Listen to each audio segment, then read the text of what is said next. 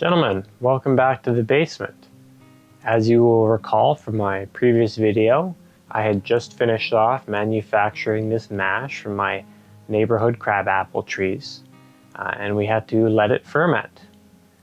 Well, that process is completed, and it is time to turn this into a finished product. So in that regards, things might be a little bit more fun this week because we finally get to see the fruits of our labor. Let's begin. So before we begin further processing, I think we should take a closer look at our initial results. You'll see that these two mixtures are different looking. For the rest of the video, I'm going to be processing them separately because I want to see the difference between the results of the two. I'm going to call this the A grade mixture, and this will be the B grade. This is going to be A grade because it's higher quality than the B grade. So clearly they look different. They have the common theme in that all the yeast, the silt, the apple chunks, you name it, have fallen down to the bottom. There's no more fermentation happening, no bubbles, and there's liquid at the top. However, the liquid looks quite different. This liquid in the A grade is clearly transparent, and it has a very nice sort of pleasantly red-orange color. Very welcoming, it looks delicious. In fact, I kind of want to drink it right now. This mixture, however, kind of looks like dirty pond water. It's cloudy, very obviously cloudy, and that cloudiness will never settle out. And also, it is a different color. It's more pink and sort of brown. So, in that regards, this looks more like good apple cider to me because it's transparent, and this looks kind of dirty. So we know they look different. How do they smell? During fermentation, our B grade batch emitted a similar smell to the A grade. However, the B grade had an extra component, sort of rotten egg sulfur smell to it. It was mild. It didn't smell bad as a whole, but it was there. It was present. How do they smell right now? Our A grade mixture here is a very pleasant aroma. It smells like fresh yeast when you're baking bread. It has a hint of carbonation smell to it as well. And also it smells like a fruity smell, but not just any fruit. Fruit that's clearly being aged a little bit. Like you can tell it's been around the block. But none of it's bad, it smells good.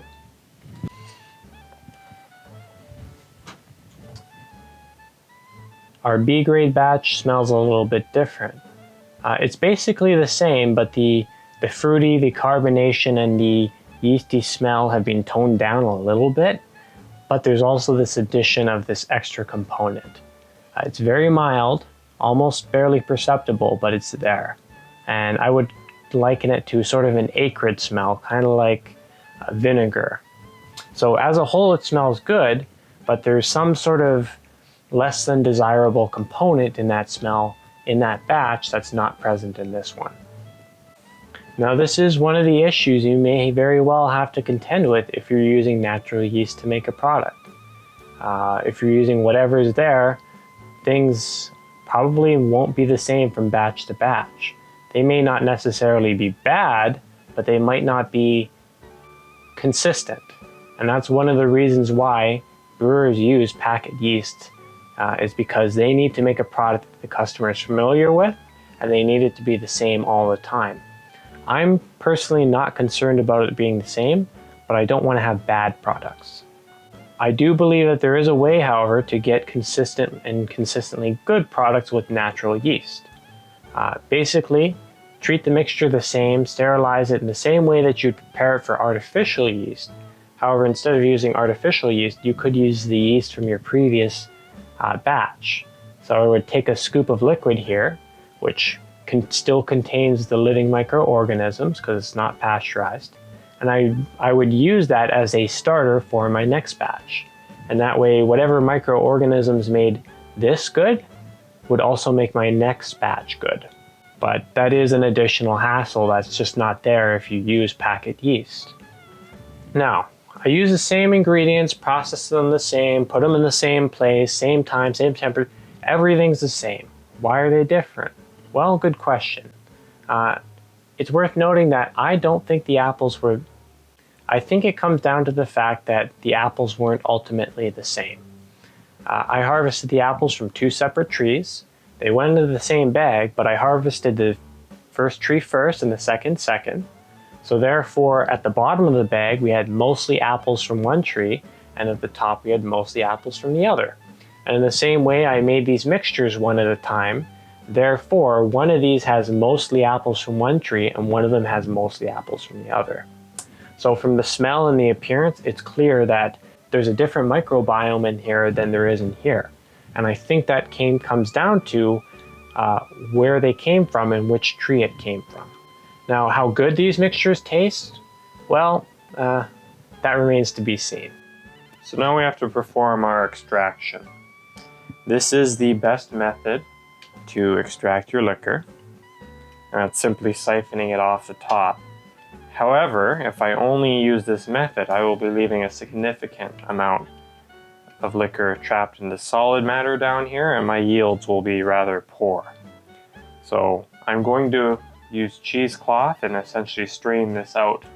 But before I do that, I want to collect a sample of this, because I would like to see if the method of extraction affects the purity and the quality of the alcohol. So to siphon, I simply get it at a decent height. It would help if this tube was straight, but this will still work. Suck up liquid, and I can release it down into this mason jar.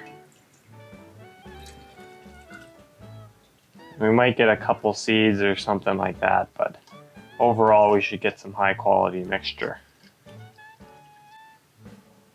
So this is our perfect pure sample off the top, and it's not going to get any better than this. Now I'll empty the siphon. So now I just do the same for the B grade.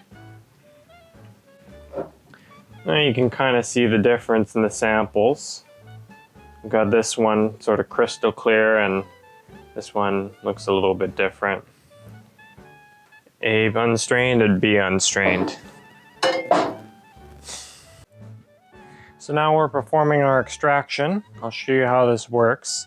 The idea is we perform a rough filtration with this cheesecloth here by straining out all the large chunks of solids and then squeezing those solids to get the liquid trapped inside out. And we end up with this sort of fine, slightly damp pulp here. This can be composted.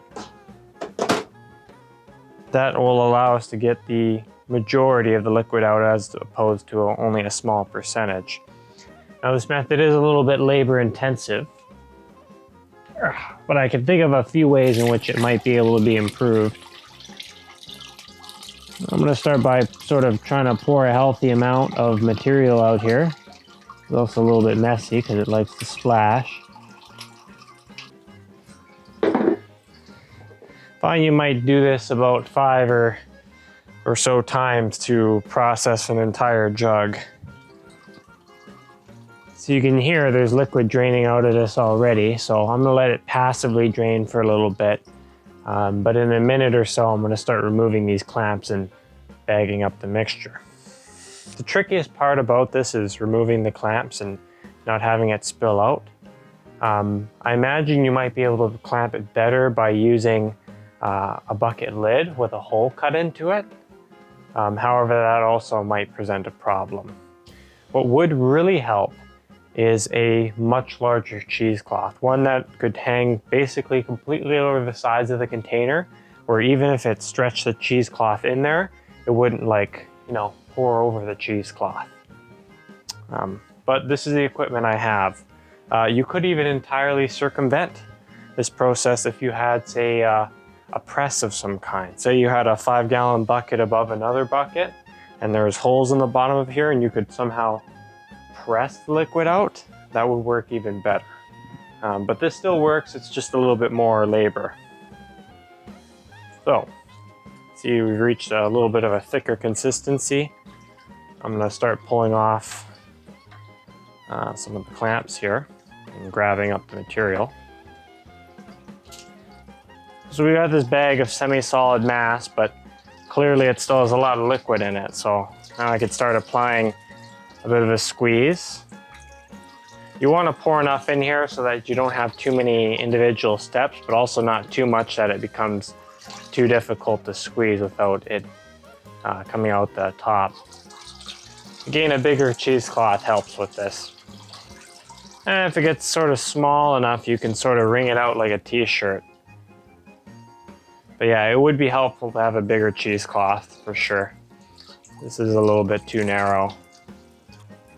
All right, I think we've pretty much gotten the flue out. So now if I open this up, you can see we got like a sort of a dry, semi-damp, chunky material. Now that can be emptied out here.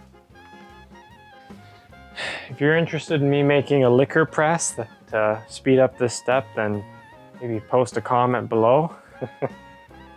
I just might. But yeah, so now we reclamp this and we're ready for another go. Okay, so we have the liquid extracted into our separate buckets here. And we have our waste product, the leftover solids. I've already elevated these buckets on some objects in preparation for when we need to siphon off the liquid.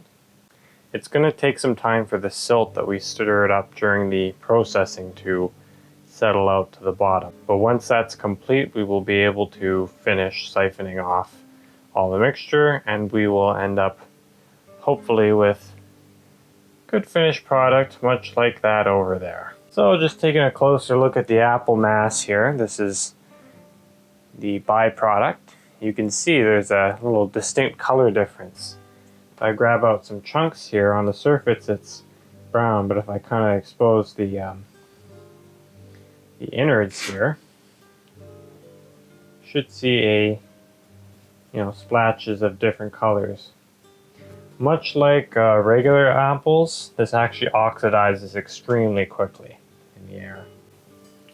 I'm not sure if this really has any sort of potential as like a snack or anything like that. I mean, maybe you could like make, I don't know, some kind of weird trail mix out of this stuff. But there's really no sugar or much of anything left in here because the yeast kind of ate it all. There is still plenty of fiber and stuff like that, so you could be able to potentially use this as like animal feed, but in my case I might save a little bit of it just for fun, but it's probably going to end up as compost. And this would certainly make some rich organic matter for my gardens. Okay, so we're back.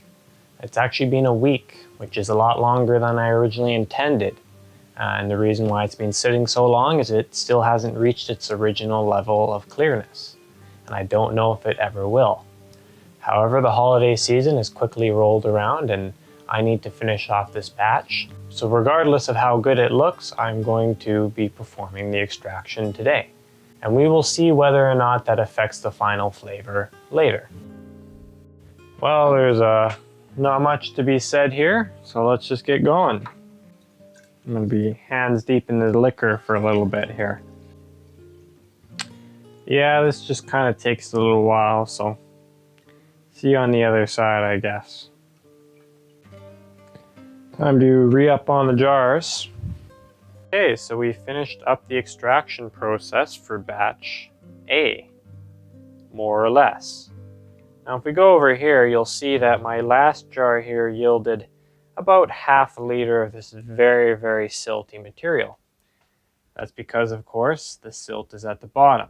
This isn't actually solid, it's more of a liquidy, goopy, sort of watery applesauce material.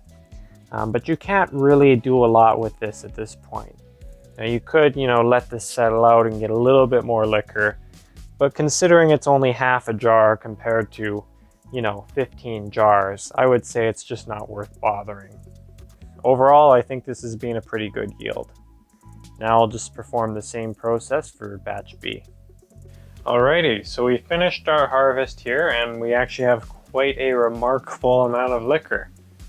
It's time to weigh it in.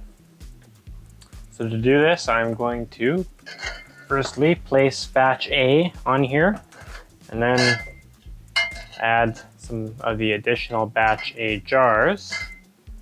20.4 kilograms. So of course we do math. 20.4 kilos minus, in this case we have 15 mason jars and lids, each of which weighs 460 grams. So 15 times 0.46. So the actual quantity of fluid that we have here is 13.5 kilograms, which seems about right, seeing as each of these jars is about a liter or so. So 13.5 kilos. Next up, batch B, 21.8.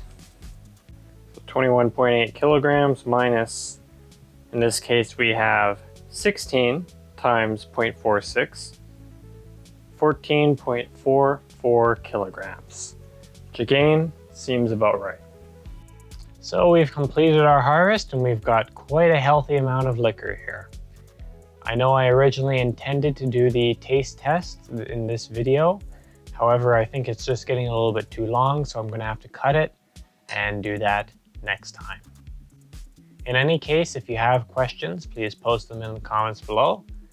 Thanks for watching, and I'll see you next time.